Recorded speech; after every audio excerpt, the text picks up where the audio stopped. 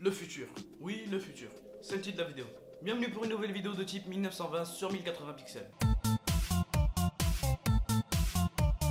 On s'imagine souvent que dans le futur il y aura des trucs qui volent de partout. Mais il serait peut-être temps de faire un petit zoom sur ce qui existe déjà. On est en 2018, on se fout de la gueule des hypothèses des années 60 sur le futur. Il paraît qu'il y aura des trucs où on devra respirer, on va mettre des grandes toiles sur le monde.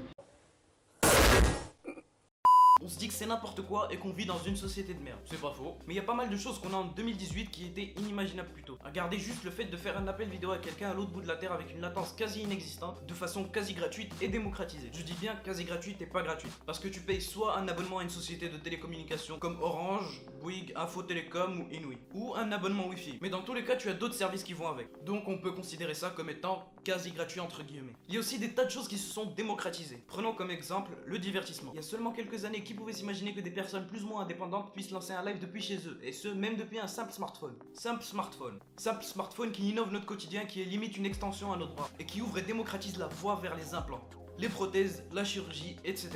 Prenons l'exemple de Katie Stubblefield qui a tenté de se suicider pour une raison complètement débile et qui s'est retrouvée dévisagée, alors qu'elle était plutôt pas mal avant. Grâce à la science, elle a pu recevoir une greffe du visage. Ça peut sembler un peu creepy pour la famille de la donneuse, mais bon, ça répare une connerie et donne une avancée à la science. Même s'il reste du chemin. Parce que même après la greffe du visage, elle reste affreuse. Il y a aussi les PC. Au début des années 2000, mon frère a acheté un Sony Vaio à 2000 € qui est aujourd'hui complètement nul et qui coûte 500 € plus cher que ma tour actuelle. Bref, tout ça c'est cool, mais... ouais, il y a toujours un mais, sinon c'est pas drôle. Il y a des gens qui retardent ce développement. Des handicaps, clairement. Il y a plusieurs types d'handicaps technologiques comme je les appelle, ceux qui sont complètement à côté. La plupart c'est des gens du 3e âge, des seniors, des gros vieux fripeux quoi. Bon, il y a toujours des comportons, mais chez eux, il y a une forte concentration. Comme certains profs, en particulier ceux de l'éducation française, qui est l'une des pires en Europe. Ils ont comme peur d'être dépassés par ces technologies. L'homme a pour caractère d'avoir peur de l'inconnu, et ça se comprend. Ou c'est simplement des coincés du cul. Non, plus sérieusement, j'ai remarqué avec mon expérience quasi inexistante qu'il fuyait la technologie. Par exemple, éviter de faire des recherches imprimées. Ouais, mais c'est parce que les élèves... ouais, mais... ah, fils de pute, tu t'éteins pas comme ça sans ma permission. Ouais, mais c'est parce que les élèves ils foutent rien, il faut un copier-coller et puis c'est bon. Et au moins quand c'est écrit, ils retiennent ce qu'ils ont copié. Et c'est là que la technologie intervient. Il y a des logiciels et des sites avec des bases de données qui peuvent direct voir si c'est copié ou pas, ils peuvent même te donner la source. Mais non, vieux broc ne veut pas avancer et préfère rester dans sa zone de confort.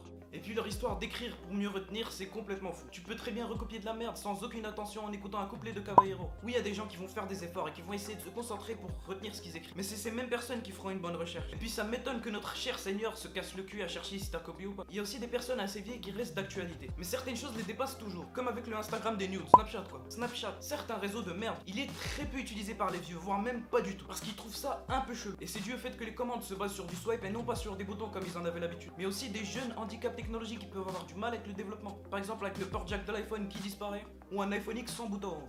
L'exemple des vieux et des jeunes vont sur le même principe. Certaines personnes ne veulent pas avancer avec le développement et veulent rester dans leur zone de confort. Mais maintenant, que nous réserve le futur ? Ce sera le sujet d'une prochaine vidéo si vous avez l'air d'être intéressé dans les commentaires. Si vous avez des choses à corriger ou vous voulez simplement donner votre avis, ça se passe dans les commentaires. Oui, j'ai besoin de commentaires pour être référencé. Cela.